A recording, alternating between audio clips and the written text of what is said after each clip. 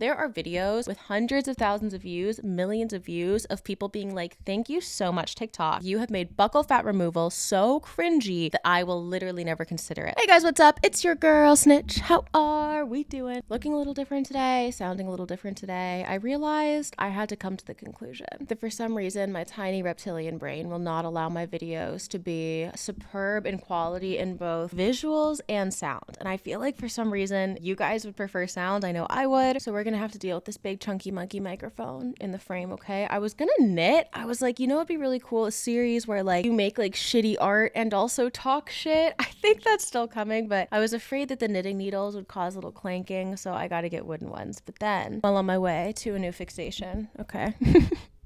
Thanks, Grandma. But for today, oh my gosh, I cannot escape the fucking force that is buccal fat. If you are anywhere near my side of TikTok, which is like the media, pop culture, I don't know, like media critique side of TikTok, then you've certainly encountered buccal fat. I thought it was pronounced buccal for the longest time. Silly me. I've never seen anything like this, okay? I'm a zillennial, right? I turned 26 this year, which literally caused me like genuine depression. I'm not joking. But I have literally never seen anything like this, okay? I've made plastic surgery or like body modification content on the internet for a long time. I've gotten filler before, talked about that online. I've gotten a breast lift without implants because I have EDS. I've talked about that online. Even things that like people weren't super keen on, you know, at the time, maybe like filler for a while was considered like not the most popular thing, but there was still this undercurrent of acceptance. For the most part, the general consensus with filler was sometimes it looks good and sometimes it looks bad and sometimes it looks fake, and a lot of times people can't really tell when they've gotten to that point where it starts to be really detectable what they've done to their face and starts to look a little uncanny valley. And that was oftentimes the argument against filler. But even then, I didn't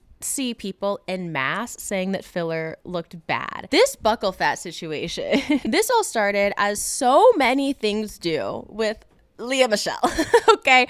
Our girl, Miss Leah Michelle, decided to seemingly, allegedly, go through with some buccal fat removal. I first heard about buccal fat removal with Bella Hadid like years and years ago. It was theorized that that's what she had done to her face. It's essentially the surgery that gives you like a really like defined, you know. So from everything I've read and everything I've seen, it's actually not that intensive or invasive, but what it is irreversible. So they go in through your mouth. I'm not a doctor. This might be totally incorrect, but what I've seen is they go into your mouth and they like suck out the little fat pad right here so that you look super snatched. Now in your 20s and during the correct like trend year, where currently in a trend cycle and have been for the past couple years where that snatched look is really popular. Everything from like shaving off the tails of our brows. Cheek filler is obviously super, super popular. The problem with getting buccal fat removal is that you might look like Dove Cameron when you're 20, but when you're 35, you're gonna look 50. For this reason, a lot of like plastic surgeons and I don't know, they're not like,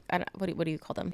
Technicians? It's like filler techs, I don't know. Don't suggest it because it's a short-term solution. You're not playing the long game. You need that fat in your face when you age to keep your skin from sort of hollowing out, from looking gaunt. This also made me wonder though, like who really does set the beauty standard? Leah Michelle is kind of an easy target, right? Like she's kind of clowned across the internet for a multitude of reasons. If someone like, I don't know, Megan Fox, who's been defining the beauty standard on TikTok for a minute now, like if she got buccal fat removal, would it be looked at the same way? When Bella Hadid got buccal fat removal, allegedly, who knows? I saw a lot of people speculating on it and wanting it. So it does make you think.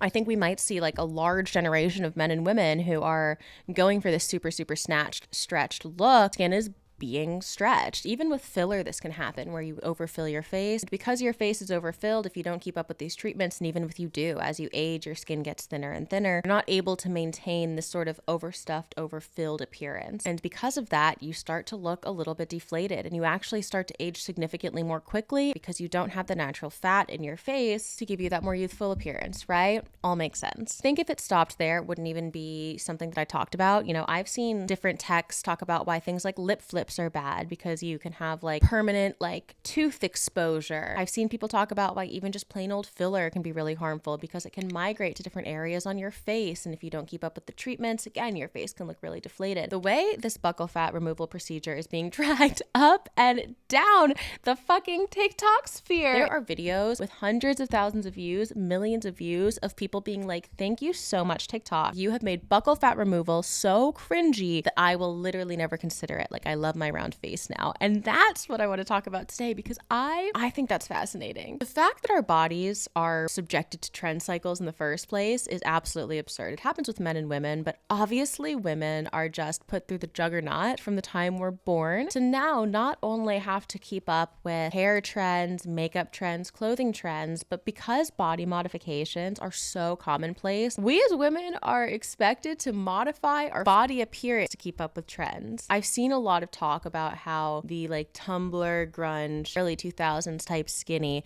is coming back into fashion. So disturbing on a base level. This idea that your body shape can fall in and out of trend. And listen, this has always been the case. We've had corsetry for hundreds of years. Things like the flapper dress were meant to accentuate a certain body shape that was in style at the time, but they're not a BBL. Even like boob jobs, you know, for the past couple decades, boob jobs have been really, really popular. Even then, it's nothing like what we're seeing. Kim Kardashian essentially single-handedly at first defined this entirely unattainable through anything other than surgery, slim, thick aesthetic that I shouldn't really say unattainable because Black women have had this body shape, but typically unattainable for the white women that historically have defined the beauty standards. All of a sudden it's commonplace. All of a sudden it's attainable. It's expected. And I think especially because of social media, we're able to have much more clearly defined beauty standards. You know, historically, yeah, you could look in a magazine and you might see one or two models who recognize that you might not look like that, but they're perfect photoshopped women in a magazine. And the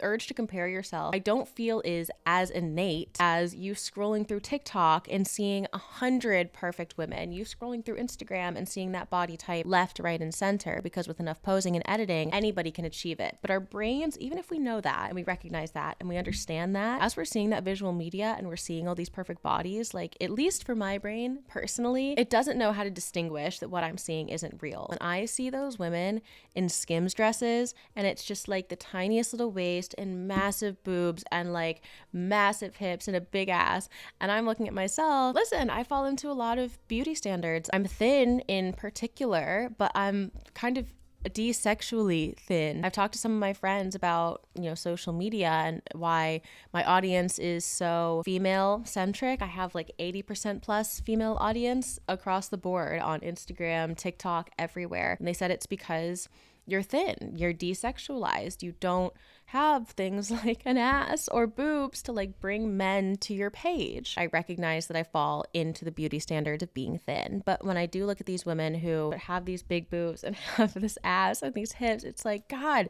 damn, you can't help but feel, at least for me, and this sounds so cliche and so stupid, but you just feel like less of a woman, man. It's bizarre. And so little of it is real from every angle, is natural. And listen, I'm like by no means anti-plastic surgery. Like I said, I've gotten a breast lift, decided not to get implants because I didn't want to make myself sick, and I thought the idea of something foreign in my body would like really freak me out mentally. And for me, I always kind of say that I'm like a plastic surgery success story because I was really insecure about my chest and I got surgery 2+ years ago now, and almost immediately it just became something that I didn't really think about. Just kind of alleviated that insecurity. After the, you know, month or two of recovery, I just never really thought about my boobs again. They have scars now. They don't look perfect. They don't look like perfect boobs. Whose do, right? I wasn't looking for that when I went into surgery. I wasn't expecting that. So I left really happy. Did not have a partner at the time that I like booked it. I had never had a partner. I was fully doing it for myself. But I think it would be naive to say that I made that decision in a vacuum, right? If I lived on a deserted island and I was the only human, would I have cared about what my boobs looked like? Probably not. And to bring it back to buccal fat, I've seen these, you know, women talk about how cringy it is to have this surgery. And a lot of the top comments will be like, well, is this not doing the same thing that we typically speak out against, like making certain face shapes and body types on trend or not on trend. I've seen people be like, I'm chronically ill, I have a gaunt face naturally, it doesn't make me feel good to be made fun of. It's nuanced, it's hard. A video celebrating round faces, it's like we don't then need someone with a snatched face to pop in and be like, what about my snatched face? Is it not beautiful? And until we start seeing a bunch of people putting filler into this buccal area, I think it's really silly. Like, but now my snatched face is no longer on trend. That's not fair. Particularly because we know why buccal fat removal is as popular for celebrities and influencers as it is. Thinness is the beauty standard. This really snatched appearance is mimicking an unhealthy level of thinness not typically found in the human species. To say that it mimics anything else, I think is disingenuous. I don't know if it's necessarily on the individual TikToker who's celebrating their round face to uplift Lea Michele and the other girlies who spent $10,000 on getting the fat sucked out of their head. I don't know if that's the case. Personally, no, I don't think so. I don't think you should make fun of anybody's appearance, but I don't find that plastic surgery pushback content is harmful. I think in the same way that lots of people talk about getting filler and they're celebrated for doing so and celebrated for being transparent, I think it's equally valid to come on and talk about why you don't want to get filler and the negative effects of something like buccal fat removal and why that's not something you believe in. Alternatively, I want to mention there are a couple people I've seen who successfully got buccal fat removal and have a very similar story to me with my breast lift, where they got the surgery done and it alleviated an insecurity and they never have to think about it. So obviously these things aren't black and white. The surgeries exist because for some people, they do really help. Me sitting here and being like, BBLs are dangerous. Maybe you should second guess if you decide to go through with a procedure like that. Like, that's not me being like, I hate your ass. So all in all, is it good that we have these women on TikTok who are saying, thank God you've made it so cringe to get this surgery. I could never go through with it. Now I accept myself. Is that a good thing? Ultimately, Lea Michele is going to be okay. I'm more inclined to empathize with